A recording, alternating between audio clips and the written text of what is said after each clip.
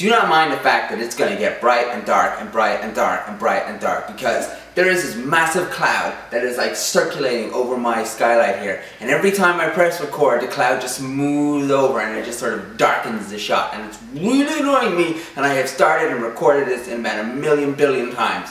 But now we're just going to call it an effect. I'm going to do some lighting effect, like it's already got darker. Oh look, it's getting brighter again. Woo! Recently, I've been getting a lot of private messages from people. How do you know if a guy likes you and he wants to be more than friends? If you're putting on an act for a guy, then he's not actually going to go out with you. He's going to go out with the act, and then inevitably you're going to stop wanting to do the act, and then he's going to see that you're kind of a different person. And that goes the same for girls. I've gone out with people where I've like pretended to be like, yeah, no, totally, man. I play chess every day of my life. I'm like the chess master, you know, and I'm going out with this girl because she's into chess too.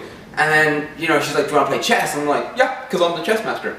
You know, and then I'm like playing chess every single day, and suddenly I am sick and goddamn tired of playing chess. But it's because I'm not interested in chess. So why did I go out with a chick that's interested in chess? Because I wanted to be with her, so I pretended to be into what she's into, and then that just turned into a mess. Don't take crap from anyone. If a guy is playing all these stupid mind games, and it's the same as a girl, if a girl's playing stupid mind games with you and making you run around in circles, don't put up with it. Because there is like, I don't know, let me just calculate that up. There's like 1 billion people on the planet, right? And half of them are girls and half of them are guys. So the chances are, if you're, unless you live in some town where like there's only one guy and one girl, well then you're probably better off scoring with that chick or guy. But if you're not, there's 1 million people in the world. You know what I mean? There's 1 billion people in the world. You don't need to settle for somebody. If you're going out with some girl, or you like this guy, right, and he like flirts at you, and then he flirts with another girl, and then he flirts at you, and then he flirts with another girl, he's basically doing that because he doesn't know what to do, and he's like trying to, you know, get the most attention to feed his ego or to her ego. Forget about it. If a guy is leading you on and then he's getting cold and then hot and then cold and then hot, he's probably playing some mind game with you, so don't get involved. Don't play along, you know what I mean? Just like, do you know what to do? Do you know what to do? Oh, do you know what to do? Ignore him. Ooh. I remember when I was first interested in dating Anna Sacconi, and I was running around like a stupid little dog with my tongue hanging out, and Anna ignored me. Oh my god, like, you know, I'm not being like, you know, I'm so hot, but you know, I got a bit of attention from girls, and I always found it easy to like, you know, pick up on girls. But oh my god, like, she ignored me, and I was like, what's going on? I questioned myself. Henceforth, I was questionable. So, that's a good trick. But, on the other hand, if you ignore them too much, it's not going to work either, because we're going to get bored. You know, myself and Anna, when I started going out, when I started dating, courting, whatever the phrase is, we were with each other for almost a month before we even kissed.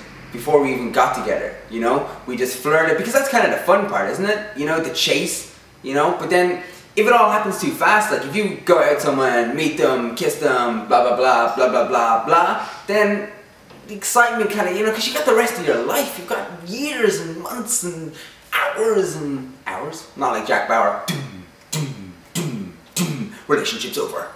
But like, take your time, enjoy it, like, you know, enjoy the chase, enjoy the you know, we'd be on like Bebo or something like that, you know, and I remember it was the forbidden, all her friends were like, don't go with him, and like my friends and stuff were all like, don't go with her, you know, and everyone was like, the whole world was like trying to keep us apart. But like, on Bebo, this is like ages ago, you used to be able to put up this little status, you know, and I remember writing going like, boy, MSN is fun, and then Anna was like, oh, MSN is fun, and I'd be like, my MSN username is blah, and then she's like, my MSN username is blah, and then we deleted our status things, and then we started talking on MSN because we weren't allowed to call each other because all these idiots were stopping us, you know? And like, we started, and it was fun, and it was scary, and it was exciting, and no one else knew what was going on, and we had our own little adventure. And then we had this thing where, like, after about like 3 or so weeks of us, like, you know, sort of flirting and dating, we were cooking, and Anna had this thing, like, if you were at 10, and if you're at level 10, you got like a little kiss. But, you know, so we'd like be mucking about, like, and we both knew that we were into each other. But once you initially have that kiss, like, that's the end. It's not the end, it's the start of the relationship. But that's kind of like the end of, like, you know, the flirting period, you know, before the relationship, and then you're all comfortable with yourself. And then there's the other exciting parts like marriage and wedding and blah blah blah, blah blah blah. But I remember, like, I was cooking, you know, and I don't remember, I was cooking like a steak. I probably wasn't cooking a steak, something. And she was like, oh, you're like a 5 or something. And I was like, you know, and I was like, you have no power over me. I don't care what number I am. But I was all like, oh, I can't wait to get to 10. You know, and the thing is, like, that moment when she was like, oh, you're a 10. I was like a little schoolboy. I was so shy. I didn't know what had come over me. I was all like, oh no. I was like, no, what do I do? You know, I was like, what am I supposed to do? You know, so then we kind of like, you know, I kissed her on the cheek or something. I think like 8 was a kiss on the cheek, and then like 10 was like a smoochy kiss. You know, but it was so scary and so exciting. But once she initially told me I was a 10, like, I knew the ball was sort of in my court again, and I was all powerful, and I didn't turn back into like, hey man.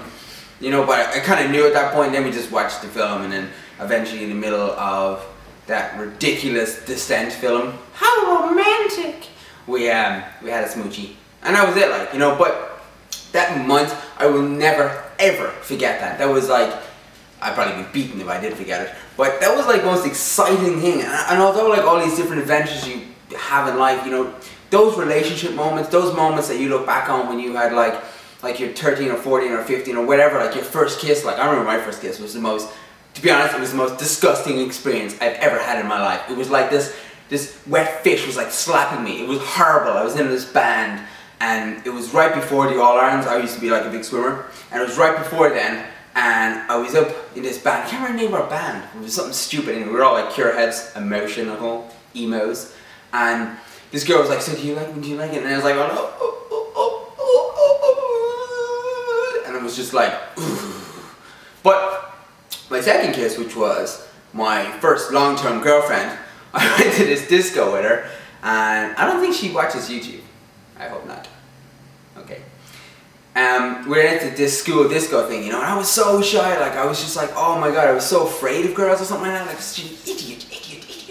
But yeah, it came like the whole night. I was like making up these crazy stories how like I knew the DJ's brother, his sister, and uncle, and then I couldn't be with her, and all this drama was involved, and I was just afraid. I was just a stupid little boy, and I was afraid until right at the end of the disco, we're outside, and she's like throws me against the wall. And she's like, "Are you gonna meet me or what?"